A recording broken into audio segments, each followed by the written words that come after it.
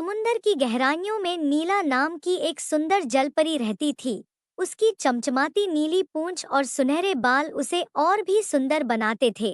नीला का दिल बहुत बड़ा था, लेकिन उसकी एक कमजोरी थी, वह कभी भी समुद्र से बाहर नहीं जा पाई थी। उसे जमीन पर चलने की कला नहीं आती थी। वह हमेशा सोचती थी, क्या बाहर की दुनिया भी उतनी ही सुंदर है जितनी यहाँ की है।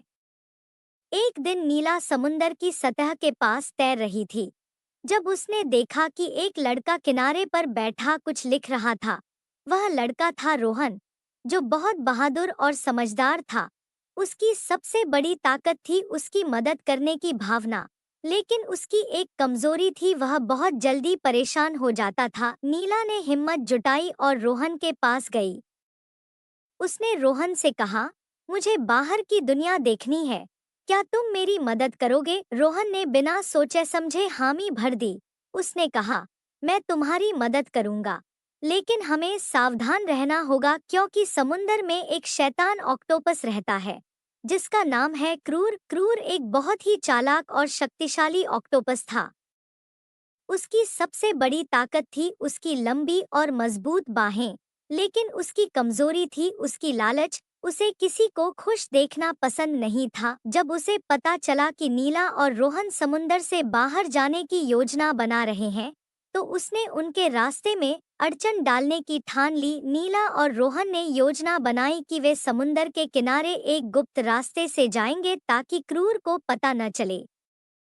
लेकिन क्रूर ने उनकी योजना को सुन लिया और वह बीच में ही आ गया। उसने अपने मजबूत बाहों से उन्हें पकड़ने की कोशिश की, लेकिन रोहन ने अपनी समझदारी से काम लिया। उसने क्रूर को धोखा देकर एक चट्टान के पीछे छिपा दिया। फिर नीला और रोहन ने जल्दी से रास्ता पार किया और जंगल में पहुंच गए। जंगल में नीला ने पहली बार पेड़ों, पक्षियों और जानवरों को देखा। वह बहुत खुश हुई, लेकिन तभी क्रूर ने फिर से हमला किया। इस बार नीला ने अपनी चमकती पूंछ का इस्तेमाल किया और क्रूर की आंखों में चमक डाली, जिससे वह अंधा हो गया। आखिरकार रोहन और नीला ने मिलकर क्रूर को हराया और नीला ने बाहर की दुनिया को देख लिया। नीला ने रोहन को धन्यवाद कहा और दोनों ने वादा किया कि वे हमेशा अच्छे दोस्तों की तरह रहेंगे।